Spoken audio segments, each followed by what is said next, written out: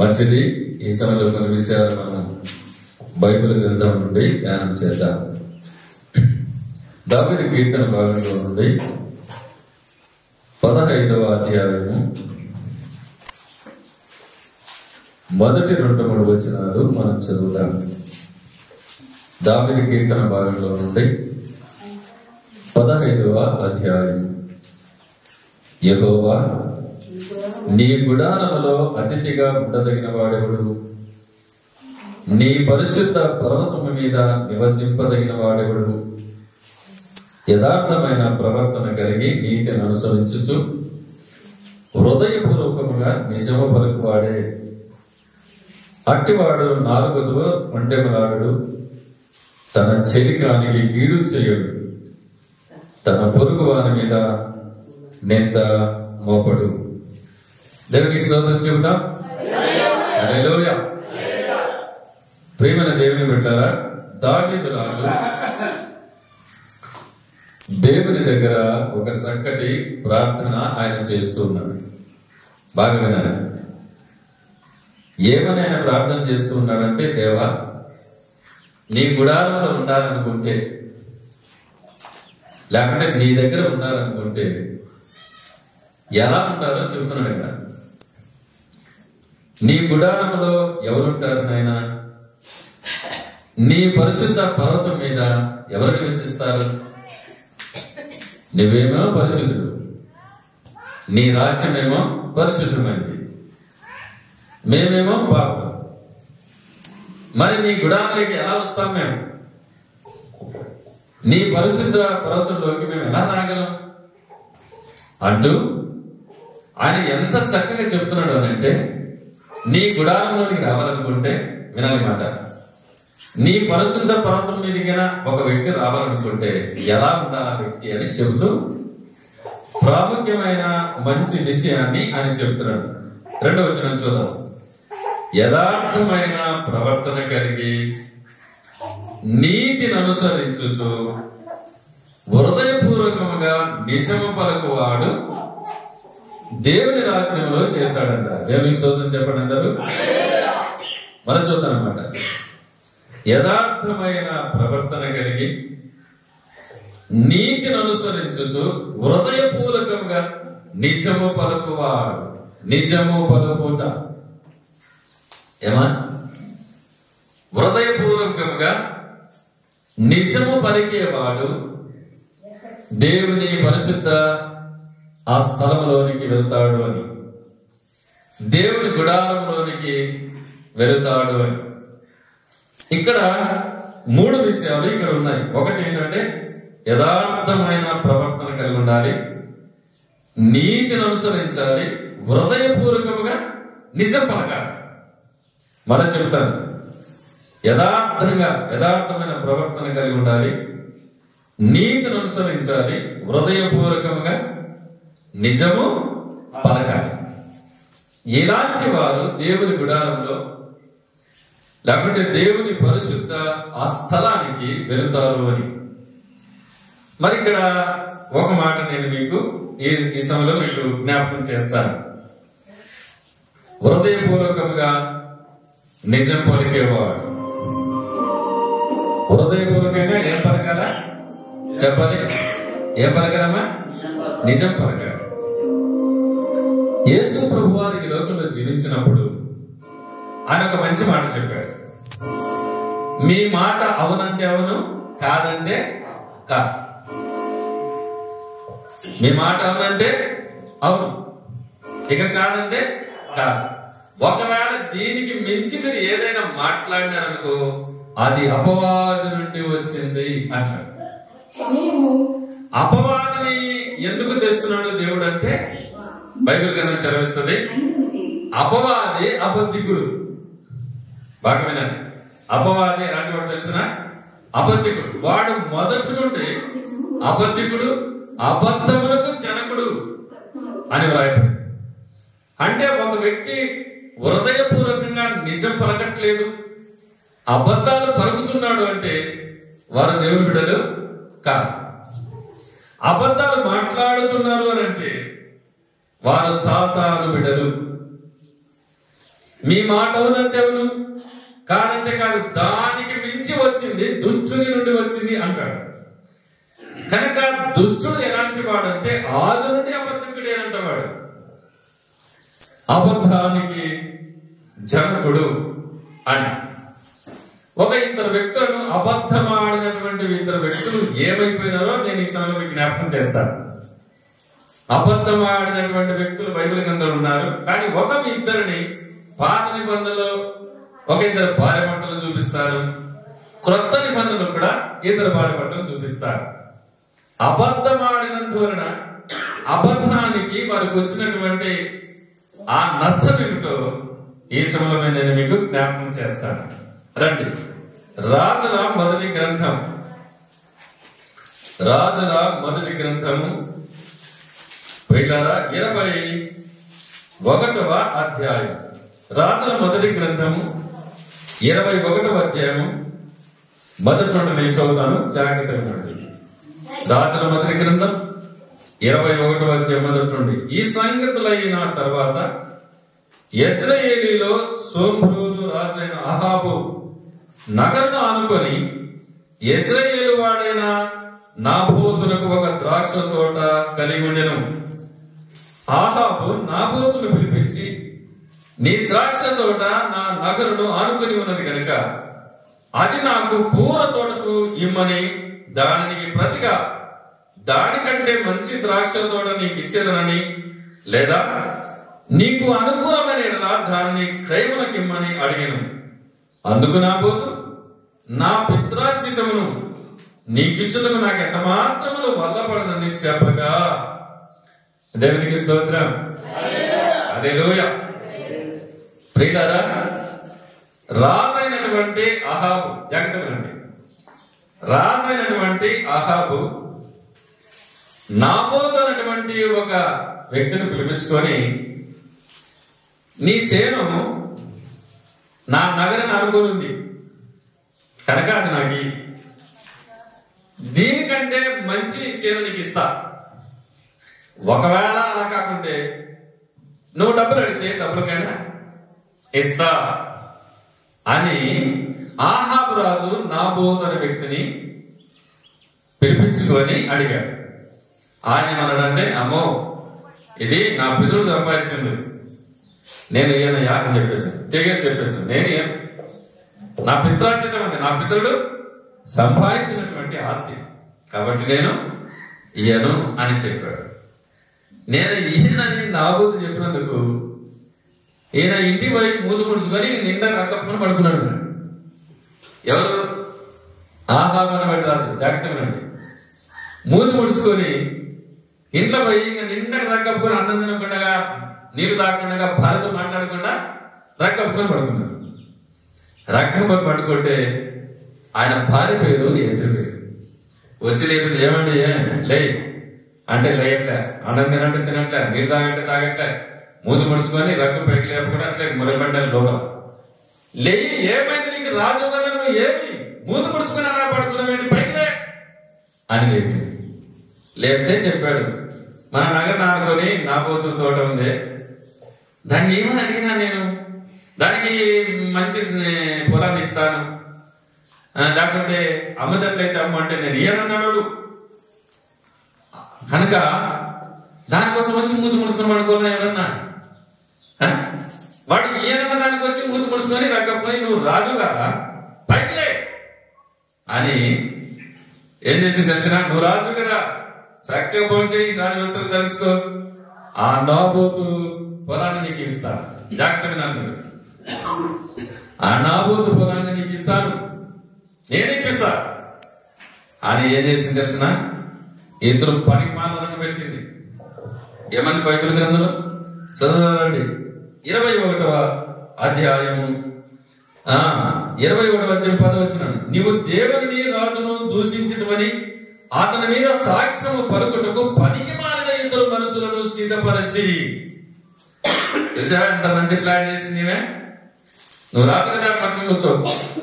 ఆ కాలంలో నా రాజును ఎవరైనా దూషించినా, దేవుని ఎవరైనా దూషించినా వారిని నడిపజాలను నిలబెట్టి రాజును కూడా చంపేస్తారు, శిక్ష.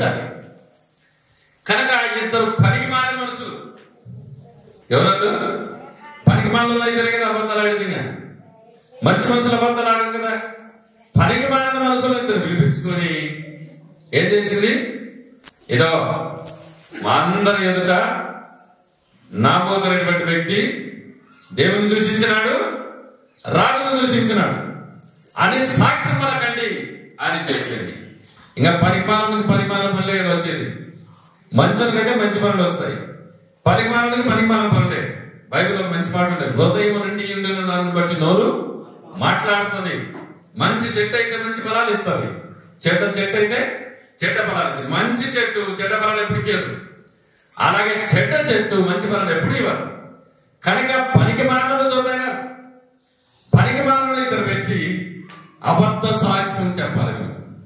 అందరూ ఆ సమావేశం జరిగింది, రాజు సింహాసనం మీద కూర్చున్నాడు, పక్కనే భార్య యజమాని స్త్రీ కూడా కూర్చోంది. జాగ్రత్త వినండి. అప్పుడు ఆ మందిలోనికి నాబోతుని తీసుకొని వచ్చినారు. ఈ పనికి మానవులు ఉన్నారు కదా, ఇద్దరు పనికి మాలిన ఇద్దరు మనుషులు ఉన్నారు కదా, వీరేం చేసినారు, ఆ సభలోన ఏదో నాబోతు దేవుని దూషించినాడు, రాజును శపించినాడు అని చెప్పపాటికి అందరు రాళ్ళతో కొట్టి చంపేశారు. రాళ్ళతో కొట్టి దేవుని దూషించినాడు, రాజును శపించినాడు అని చెప్పపాటికి ఇద్దరు అందరూ రాళ్ళతో కొట్టి చంపేసినారు. దేవుడు చూస్తారేడా? దేవుని స్తోత్రం చెప్పండి. ఇప్పుడు అందరు దేవుడు చూస్తారేడా? చదువుదాం ఇప్పుడు. అప్పుడు దేవుడు ఏమంటున్నాడు, 17 వచనం చూద్దాం. అప్పుడు యెహోవాకు తిష్బీయుడైన ఏలియాకు ప్రత్యక్షమై ఇలాగు సెలవిచ్చెను, నువ్వు లేచి సోమ్రోనులోనున్న ఇశ్రాయేలు రాజు అహాబును ఎదుర్కొనుటకు బయలుదేరుము. అతడు నాబోతు యొక్క ద్రాక్ష తోటలో ఉన్నాడు. మరొడు పోయినాడుగా, నాబోతు చంపేసినాడు కదా, చంపేసినాడు కాబట్టి నాబోతు యొక్క ఆ తోటను స్వాధీనపరచుకోవడానికి తోటలకు వెళ్ళిన ఎవరు, అహాబు రాజు. ఎమ్మడి దేవుని యొక్క వాక్కు ఏలియాకు ప్రత్యక్షమైంది. అతడు దాన్ని స్వాధీనపరచుకొనబోయెను. నీవు అతనిని చూసి ఇలాగున ప్రకటించుము, యెహోవా సెలవిచ్చిన దేవునగా నీవు స్వాధీనపరచుకున్న వలనని నీవు నాబోతును చంపితివి కదా. జాగ్రత్తనండి, చంపితివి కదా. ఏమన్నట్లు యెహోవా సెలవిచ్చిన దేవునగా ఏ స్థలమందు కుక్కలు నాబోతు రక్తమును నాకిలో అదే స్థలమందు కుక్కలు నీ రక్తమును నిజంగా నాకునని అతనితో చెప్పాను. దేవుని స్తోత్రం చెప్పండి, హల్లెలూయా చెప్పండి అందరూ కూడా. నాబోతు చంపేసినారు కదా, చంపేసేపాటికి ఆహారాపు ఎదురులేదు కదా, ఆహాబు రాజు పోయినాడు తోటలోకి. ఎవరి తోటలోకి? దాన్ని స్వాధీనపరచుకోవడానికి పోతే పైన ఊరుకుంటాడా? దేవుడేమి గుడ్డోడా? దేవుడేమి గుడ్డోడు కాదు కదా.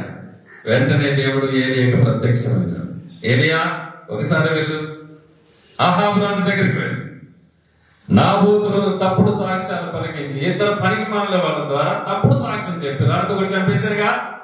చెప్పదండి డైరెక్ట్ గా, ఏ స్థలమందు అయితే నాబోతు యొక్క రక్తాన్ని కుక్కలు నాకయ్యో అదే స్థలమందు నీ శవాన్ని కూడా కుక్కలు తినేస్తాడు. ఏమండి, దేవునికి స్తోత్రం. అదే స్థలమందు అదే నాబోతు స్థలం కాడ ఏమండి నాబోతును చంపేస్తాడు.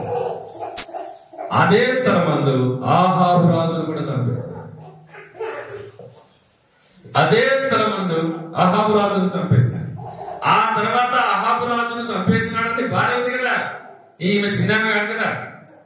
భర్తను రెచ్చగొట్టి స్త్రీలు చాలా బాగున్నారు బైబిల్లో. కొంతమంది స్త్రీలు ఉన్నారు, ఆదామును మోసం చేసి పండును తినిపించి లోకాన్ని చంపింది అవ్వ. అంతేనా? మాట్లాడితే మొత్తం ఈ లోకాన్ని చంపింది. ఇప్పుడు సచ్చిన వాళ్ళని అందరినీ లేపడానికి మళ్ళీ ప్రభు రావాల్సి వచ్చింది. అపరాధముల చేతుల పాపముల చేతుల చచ్చిన వాళ్ళని లేపడం. అలాగే ఇంకొక స్త్రీ ఉంది, ఎవరమ్మ? బాప్తిసం ఇచ్చి యోహాను తల తీసేసింది. యోహాను తల తీసేసింది. హేరోదు రాజు తన తమ్ముని భార్య పెట్టుకున్నందువలన డైరెక్ట్ గా ఏ అబద్ధాల జాగ్రత్త అని తమ్ముని భార్య పెట్టుకున్న పాపం ఖండించినందువల్ల పగబట్టింది. పగబట్టి జైలు వేయించింది. బాప్తిసం ఇచ్చి యోహాన్ని తలగొట్టేసింది. ఇంకొక ఆమె పాత నగరంలో దెలీలా సంసోను లోపరుచుకొని డబ్బులు కమ్మేసి చంపేసింది. ఏది కమ్మింది? స్త్రీలు చాలా ప్రమాదం అండి. ఏమండి, బైబిల్ కింద సామెతల గ్రంథానికి చదివితే స్త్రీ యొక్క ఆంతర్యం అంతా సామెతల గ్రంథంలో సొలొమోను రాజు చాలా చక్కగా వివరించాడు. స్త్రీల గురించి సొలొమోను రాజు. ఎందుకంటే ఆయన 1000 మందితో సంతానం చేసినాడు. ఎంతమందిట? 700 మంది భార్యలు, ఆయనకు 300 మంది ఉపపత్నులు. ఒక్కొక్కరిని నాడి పట్టినాడు. స్త్రీలని నాడి పట్టి పట్టి పట్టి ఒక్కొక్క స్త్రీని పట్టి పట్టి సామెతల గ్రంథం చదవండి, మరి స్త్రీ గురించి చెప్తాడు ఆయన. అబ్బో, ప్రాణము విసిగించు జగడమండి దానితో కాపురం చేయటం కంటే అరణ్యములు పోయి ఒక చెట్టు కింద ఉండడం మేలంట. ప్రాణము విసిగించు జగడమండి దానితో కాపురం చేయటం కంటే మిద్ద మీదకి ఎక్కి అక్కడ రూమ్ కట్టుకుని కింది దిగకుండా ఉండడం మంచిది అంటాడు. జాల స్త్రీ గురించి చూడండి, సందుల దగ్గర పొంచి ఉంటుంది. అబ్బా వదిలేది ఆ కథ. దాని మొత్తం స్టడీ చేసిన స్త్రీ గురించి నేను ఒక మాట చెప్పాలంటే, స్త్రీ తల తీస్తుంది మనిషిని, తల నిలబెడుతుంది. ఏమండి, ఒక మాట చెప్పాలంటే స్త్రీ తల తీసేస్తుంది, అదే స్త్రీ తలని కూడా నిలబెడుతుంది. అంత భయంకరం. అందుకే ఒకసారి 100 మంది పురుషులలో యేసు ప్రభువును చూశారు కానీ స్త్రీలలో ఒకదాన్ని కూడా చూడలే అంటాడు ఈయన. అందుకు ఆదాము మోసపరచబడలేదు, కానీ అవ మోసపరచబడి అపరాధములు పడను అంటాడు. చాలా ఉంది కదా. దేవునికి స్తోత్రం. చూసారా, భర్తను రెచ్చగొట్టి లేపింది, అతని చంపేసింది, ఈమె కూడా చచ్చిపోయింది. ఈమెను చంపేసినారు. చూస్తారా మాట. రాజుల గ్రంథంలో రండి, 2వ రాజుల గ్రంథం, 2వ రాజుల గ్రంథంలో మనం చూద్దాం. 8వ అధ్యాయం 9వ అధ్యాయం 20వ వచనాన్ని చూద్దాం. 9వ అధ్యాయం రాజుల 2వ గ్రంథం 9వ అధ్యాయం 26వ వచనం. అప్పుడు యెహోవా సెలవించింది ఏమనగా, నిశ్చయముగా నాబోతు రక్తమును వాని కుమారుల రక్తమును నిన్నటి దినమున నేను చూచినగా ఈ భూభాగమందు నేను దానికి ప్రతీకారము చేయుదును. ఇదే యెహోవా వాక్కు. రండి చదువుదాం. ఎక్కడ రాయబడి ఉంది? 20వ వచనం. యూదారాజున అహజ్యా జరిగిన దాన్ని చూసి వనములోని నగర మార్గం పోయాను. అయినను యెహోవా అతని తరిమి రథమందు అతని హతము చేయడం ఆజ్ఞయించిన గనక వారు ఇబ్లేయాము దగ్గరనున్న గూరునకు భూ మార్గమందు అతని కొట్టగా అతను మెగిద్దోకు పొలపై అచ్చట మరణమా అంబులతో కొట్టానంతే చచ్చిపోయాడు. చెప్తారండి. 33వ వచనం చూద్దాం. ఈమె అంత సమాచారం తెలుసుకొని భార్య యెజబెలు, ఒకసారి 9వ అధ్యాయం 10వ వచనాన్ని కూడా చూద్దాం. యెజబెలు పాతి పెట్టబడక ఇశ్రాయేలు భూభాగమందు కుక్కల చేత తినివేయబడును. రండి ఇప్పుడు 33వ వచనం చూద్దాం. దీనిని క్రింద పడద్రోడి అని అతడు చెప్పగా వారు దానిని క్రింద పడద్రోసినందున దాని రక్తము కొంత గోడ మీదను గుర్ర మీదను చిందేను, మరియు గుర్రముల చేత అతడు దాన్ని త్రొక్కించాను. దేవునికి స్తోత్రం. హల్లెలూయా. చూసారా, భర్త చచ్చిపోయా, ఈమె ఇద్దరు చచ్చిపోయారు. నగరం మీద నిలబడి నేను అంతా చూసుకుంటా.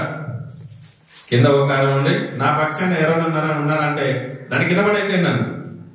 ఆ పై అంతస్తుని పడేసేపాటికి ఆ కిటికీలు కొట్టుకుంటా, కళ్ళు కొట్టుక తల పగిలిపోయి కాళ్ళు పోయి మొత్తం రక్తం అంతా కాదు కింద పడి చచ్చింది. గుర్రముల చేత తొక్కి చంపేశారు. చూసారా, అబద్ధం ఎంత ప్రమాదము, అబద్ధం ఎంత ప్రమాదం. అందుకే బైబిల్ గ్రంథంలో కీర్తనకాడు ఉన్నాడు. ఏమనుచున్నాడు? హృదయపూర్వకంగా నిజం పలికవాడే దేవుని దగ్గరికి వెళ్తాడు. అబద్ధాలు మాట్లాడకూడదు. అబద్ధాలు మాట్లాడుతున్నావంటే అబద్ధానికి జనకుడు అపవాది కనుక నువ్వు అపవాది బిడ్డవైతేనే అబద్ధాలు మాట్లాడతావు.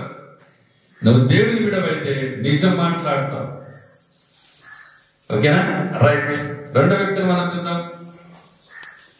మనకందరికి తెలిసిన విషయమే. అపోస్తల కార్యం 5వ అధ్యాయంలోన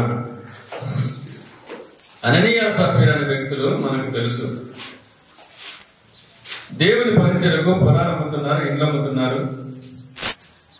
వీళ్ళు కూడా అమ్మినారు దేవునికి ఇద్దామని. కదా, వీళ్ళు కూడా అమ్మినారు దేవుడికి. అయితే కొంత దాచుకున్నారు, కొంత తెచ్చి వాళ్ళ దగ్గర పెడుతున్నాడు. అప్పుడు పేతురు అంటున్నాడు, ఏమంటున్నాడో చదువుతాం. 5వ అధ్యాయం 5:4 చూద్దాం.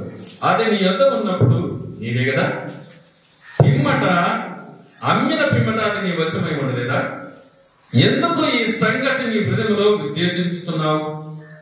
నీవు మనుషులతో కాదు దేవునితోనే అబద్ధమాడితమని అతనితో చెప్పగా.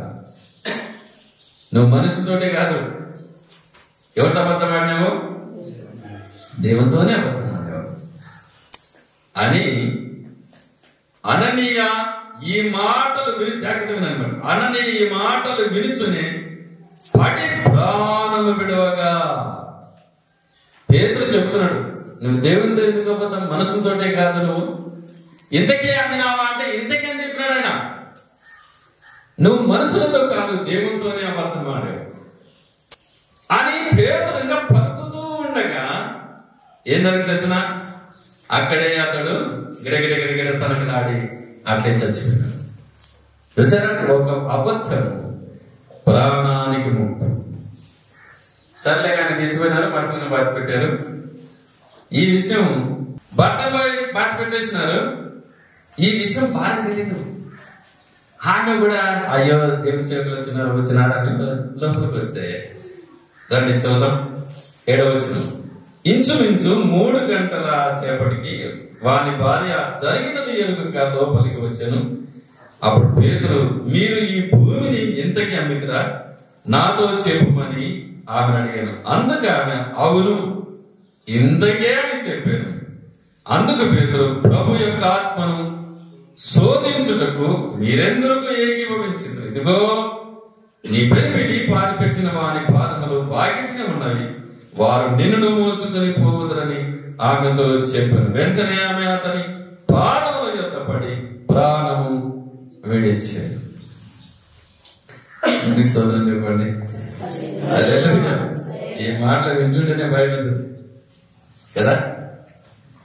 పేతురు అంటున్నాడు, ఏమా ఇంతకే అమ్మాను? ఇంతకే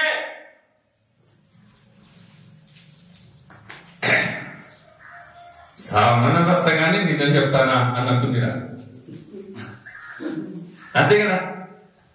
భార్యను ఏమైనా నిజం చెప్తాదేమో అని ఇంతకేనమ్మా అని అడిగితే ఇంతకే అంటే సావరణ చేస్తాను కానీ నేను నిజం చెప్పను, అంతేనా?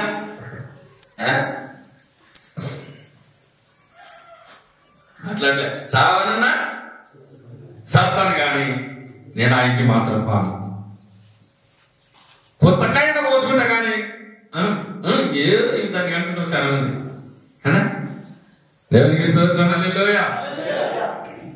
పేతురు అంటున్నాడు, ఆత్మ ద్వారా నింపబడిన వాడు ఎందుకు మీరిద్దరు ఏకీభవించి దేవుని ఆత్మను శోధించారు అంటూ ఉండగా నీ పెనిమిటిని ఎత్తపోయినట్టుగా నేను కూడా ఎత్తు అన్నాడు. గిలగిల దాటుకొని కొనబడి ప్రారంభించి. ఇప్పుడు చెప్పండి, ఒక అబద్ధం ప్రాణాన్ని తీసింది.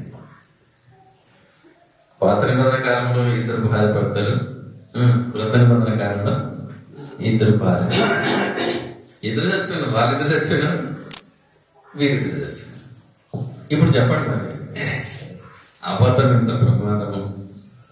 అందుకే కీర్తనకాడు ఎంత చక్కగా చెప్తున్నాడంటే, దేవా నిజంగా నీ దగ్గర ఉన్నారంటే, నీ గుడారంలో రావాలంటే, నీ పరిశుద్ధ పరత్వం ఉన్నారంటే నిజం పలకాలి నాయన. నిజం పలుకు వాడే అందులోకి వస్తాడు. అట్లా కూడా ఏమంటున్నాడు, హృదయపూర్వకంగా నిజం పలక. ఏమా హృదయపూర్వకంగా నిజం పలక.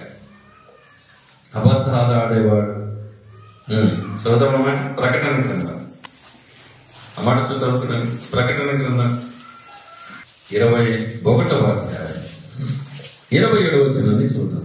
21వ అధ్యాయం 27వ వచనం. గొర్రెపిల్ల యొక్క జీవ గ్రంథమందు వ్రాయబడిన వారే దానిలో ప్రవేశించరు గాని జాగ్రత్త, నిషిద్ధమైనది ఏదైనా అసహ్యమైన దాన్ని అబద్ధమైన దానిని ధరించువాడెవడనో దానిలో ప్రవేశింపనే ప్రవేశింప.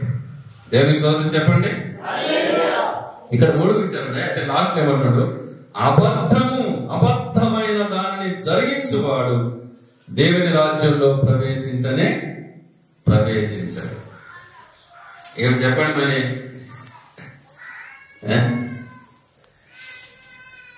అబద్ధాలు ఏమా, ఎన్ని అబద్ధాలు ఆటమో పొద్దుము పొడిచి మొదలుకొని పొద్దు మునిగేంత వరకు ఎడ చూసిన అబద్ధాలే. ఎందుకంటే ఈ నాలుకకి ఎముక లేదు కదా, ఈ నాలుకకి ఏం లేదు, ఎముక లేదు. ఈ నాలుక ఏం చేస్తుందని తెలిసిన నండి యాకోబు పత్రిక ఎంత చక్కగా చెప్తాడా అని ఒకసారి చూద్దాం. దాన్ని యాకోబు పత్రిక చదువుదాము. 3వ అధ్యాయము 6వ వచనాన్ని చూద్దాం. యాకోబు పత్రిక 3వ అధ్యాయం 4 అగ్నియే. ఏమంటమ్మా, నాలుక ఏమంట, అగ్గి. ఏది 4 అగ్నియే. నాలుక మన అవయవములో ఉంచబడిన పాప ప్రపంచమై సర్వ శరీరమునకు మాలినము కలగజేయచ్చు, ప్రకృతి చక్రమునకు చిచ్చు పెట్టును, అది నరకము చేత చిచ్చు పెట్టబడును. ఎంత చక్కగా రాస్తున్నారు చూడండి. కనుక నాలుక చాలా జాగ్రత్త. నాలుగు ఉంది కదా అని ఇష్టం వచ్చినట్టుగా మాట్లాడుతున్నావా? నాలుక అగ్ని. 5వ వచనం చూడు. అటువలనే నాలుక కూడా చిన్న అవయవమైన బహుగా అదిరిపడును, ఎంత కొంచెము నిప్పు ఎంత విస్తారమైన అడవిని తగులబెట్టును.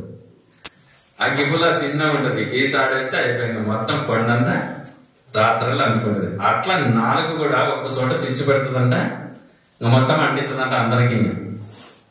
అంతే కదా, ఒక చోట చిచ్చు పెడుతుంది, మొత్తం అంటించేదట. మనకి కొంపలలో నాశనమే. ఒకే ఒక అబద్ధం. కనుక అబద్ధాన్ని చాలా తేలికగా మాట్లాడేస్తాం, కానీ అబద్ధానికి ఇంత ప్రమాదం ఉందని బైబిల్ చెబుతుంది. కనుక ఈ నాలుగుతోటే రండి. యాకోబు పత్రిక 3వ అధ్యాయం 8వ వచనం. ఏ నరుడును నాలుకను సాధు చేయనేరుడు, అది మరణకరమైన విషముతో నిండింది, అది నిరంతరమైన దుష్టత్వమే. దీనితో వినండి, ఇప్పుడు తండ్రిన దేవుని ప్రభువును స్తుతిస్తారు, దీనితోనే దేవుని పోలికగా పుట్టిన మనుషులను శపిస్తారు. ఈ నాలుగుతోనే దేవా స్తోత్రం స్తోత్రం స్తోత్రం అంటారంట. ఈ నాలుగుతోనే నీ పిండాకుడు అంటారంట. అంతేనా? నీ నాశనంగా నీ గుట్టగొట్ట నిన్ను నాలుగులు ఎత్తుకుపో. మన చర్చలోకి వచ్చి దేవా నీకు స్తోత్రం, నేను పందిని, నేను కుక్కని, నన్ను క్షమించు, నన్ను కరుణించు. ఆడ పందిలాగా మొలుతావు, కుక్కలాగా మొలుతావు. ఇక్కడ వచ్చి దేవా తని నేను కుక్కను, నేను పందిని, నేను కుక్కని, నేను పంది. నీ పందిని కుక్క ఏమన్నా పంది మారిందా, కుక్క మారిందా? యాది మారినప్పుడు ఏం లాభము? నువ్వు మారినావన్న దానికి చర్చలు ఎట్లా ఉండవో బయట కూడా అట్లే ఉండాలి కదా. నువ్వు మారినావన్న దానికి నిదర్శనం ఏంటంటే చర్చలు ఎట్లా ఉండవో బయట కూడా అట్లే ఉండాలి. చర్చలో ఒకలాగుండి బయట ఒకలాగుండి. అందుకే బైబిల్ యేసు ప్రభు చెప్పాడు, వేషధారులైన శాస్త్రులారా వేషం వేసుకున్నారు. మీరు ఏం వేసుకున్నారు? వేషం వేసుకున్నారు. అందుకే బైబిల్ చెప్తుంది, హృదయం మోసకరమైనది, అది ఘోరమైన వ్యాధి అది. కనుక దాన్ని బాగు చేసుకోవాలి మనం. అది బాగైతే నాలుగు బాగైతుంది. కనుక ఆయన చక్కగా చెప్తున్నాడు చూడు, దేవా తండ్రి స్తోత్రం అంటాము, దీనితోనే దేవుని పోలికగా పుట్టిన మనుషులు కూడా శపిస్తారు. కనుక ఇప్పుడు చెప్పండి మరి, అబద్ధాలు ఆడేవారు దేవుని రాజ్యం చేరుతారా? ఇట్లా అబద్ధాలు ఆడేవారు దేవుని రాజ్యం చేరుతారా? చెప్పండి. కనుక దావీదు రాజు ఎంత చక్కగా హృదయపూర్వకముగా నిజము పలుకు వాడే అందులోన చేరుతాడు. కనుక జాగ్రత్త వినండి. ఇప్పటి వరకు మీరు అబద్ధాలు ఆడింటే ఇప్పటి నుంచి ఆడద్దు. దేవుడు నీకు అవకాశాన్ని ఇస్తూ ఉన్నాడు. ప్రతి పొరపాటును సరి చేసుకోవాలా. నాలుక ఉంది కదా అని ఇష్టానుసారంగా మాట్లాడితే ఒకరోజు ఆ నాలుక ధోరణి నీ జీవితం నాశనం అవుతుంది. ఒక అబద్ధము 4 వ్యక్తులను బాధపడుతున్న ఇద్దరిద్దరిని నాశనం చేసింది. కనుక ఎక్కడ అబద్ధాలు ఆడద్దు, యథార్థంగా మాట్లాడండి. అబద్ధమైన వాటిని జరిగించువాడు దానిలో ప్రవేశింపడు. కనుక సరి చేసుకున్నా, నాలుగును అదుపులో పెట్టుకున్నా. నాలుగుంది కదా ఇష్టాంశాన్ని మాట్లాడితే నాలుగు లెక్క ఉంది అని అంటాడు. వ్యర్థమైన ప్రతి మాటకు మనం ప్రభు దగ్గర లెక్క ఒప్ప చెప్పవలను అని ఉంది. కనుక సరి చేసుకున్నాం. మన జీవితాన్ని నాశనం చేసేది నాలుకనే. ఇక్కడ అంటున్నాడు, ఏ నరుడు కూడా దాన్ని సాధు చేయలేడు అని. కనుక సాధు చేయడానికి ప్రయత్నం చేస్తూనే ఉన్నారు. ఎప్పుడు ప్రకృతి చక్రములకు చిచ్చు పెడుతుంది, అంటిస్తుంది, నాశనం చేస్తుంది. కనుక మన శరీరానికి మాలిన్యం కలిగేస్తుందంట, నాశనం చేస్తుందంట నాలుకనే. కనుక దానికి దూరంగా ఉండి, అబద్ధాలకు దూరంగా ఉండి, నువ్వు అబద్ధం మాట్లాడుతున్నావు అంటే నువ్వు అపవాది బిడ్డ, దేవుని బిడ్డ కాదు. కనుక హృదయపూర్వకంగా నిజం మాట్లాడదాం, దేవరాజ్యంలో ప్రవేశించడానికి సిద్ధపడతాం.